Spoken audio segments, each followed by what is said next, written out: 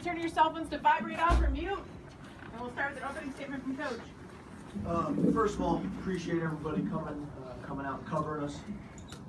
Got to give Ohio State, the crowd, the environment, the stadium, Coach Meyer and his team credit. Obviously, very, very good football team and tough place to come and get a win. The margin of error is very small. When you play these types of games, I thought the block punt was a huge play in the game. And it really just came down to, I gotta watch the tape, I really think it just came down to, as the game went on, our splits got tighter and tighter, and it created a short edge. And part of your protection is your spacing. We got too tight, and they run well enough to take advantage of it. So, thought that was big. I don't think we've handled sudden change really well this year, defensively. If the offense turns the ball over or something, like the block punt, our defense, has not handled sudden change. But that's an area that we got to get better, and I got to take a hard look at that and see if there's an area that we can improve there. 4-minute offense is something that hurt us last year, and it hurt us again. I thought we changed our identity. We tried to run the ball, and it's easy for me to say this right now, guys, but as a play caller, we're not protecting well, and we're not running the ball. So it's easy to sit here and say after the fact that we need to be better in that situation. But I think as the game went on, their offensive line was able to protect their quarterback, and he stood in the pocket very comfortable. And when you got a quarterback who's played that much football, and you stand in the pocket with the athleticism and speed that they have at wide receiver, it's going to cause for a long day. And then same thing with their defensive line. Their defensive line, as the game went on, we had a hard time with those guys. So obviously very disappointed for the guys in the locker room. We still got a lot of football ahead of us.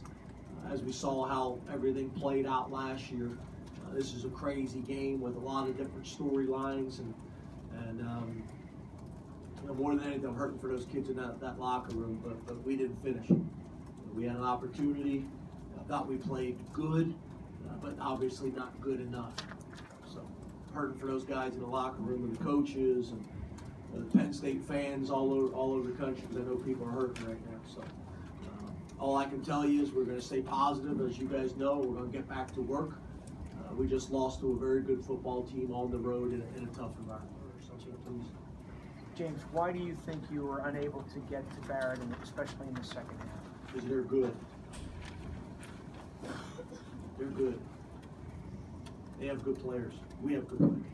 James, can you talk about the sequence where you went down and got the field goal up 2 scores? Did you think that would be enough at that point? Well, yeah, I thought that was a big drive. I thought that was a big drive. Mike made a big play on the sideline. And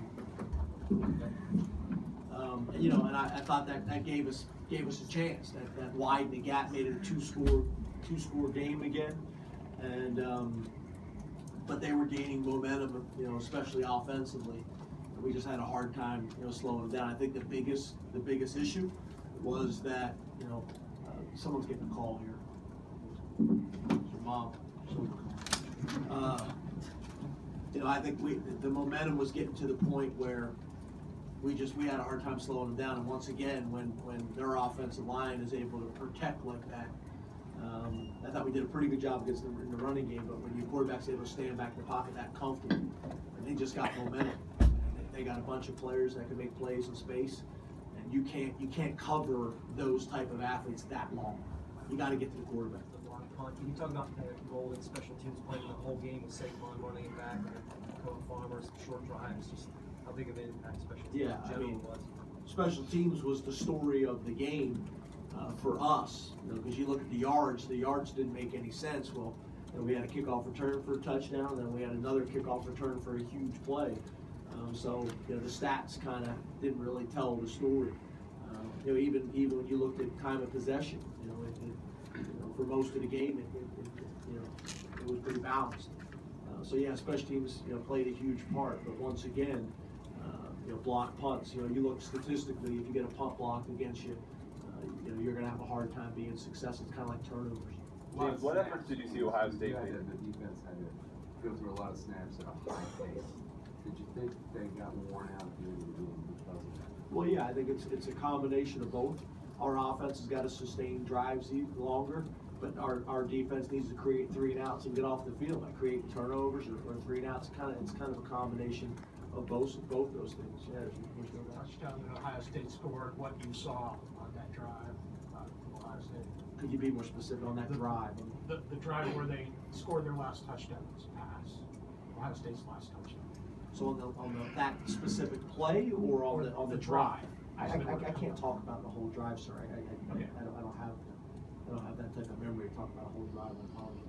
James, what did you see their defense do specifically to try to take out Saquon from this game? Anything different from what they'd shown before? No, it's very similar to what we've been seeing all year long, but they're doing it with really good athletes.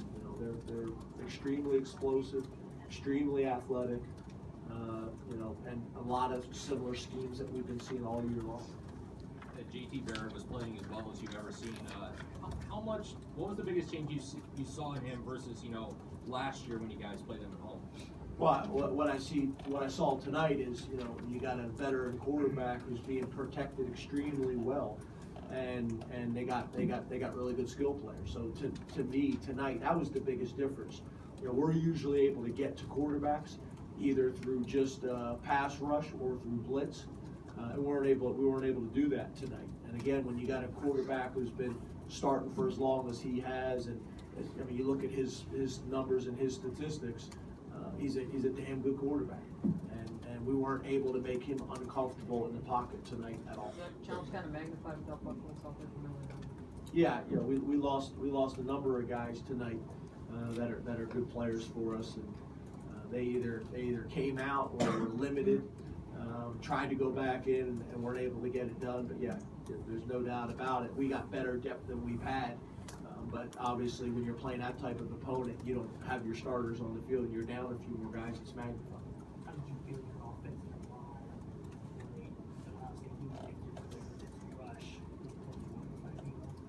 No, obviously not good enough. We didn't play good enough at a lot of positions. I didn't manage the game well enough. We didn't call the game good enough.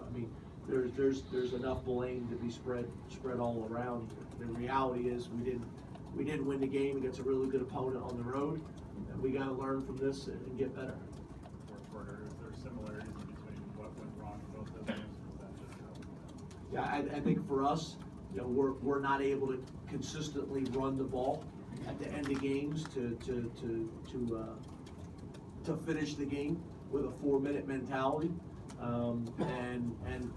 Obviously, we're playing really good teams with really good talent, really good coaches, and those types of things. So we just got to keep chipping away to close the gap on these types of opponents in really every single area.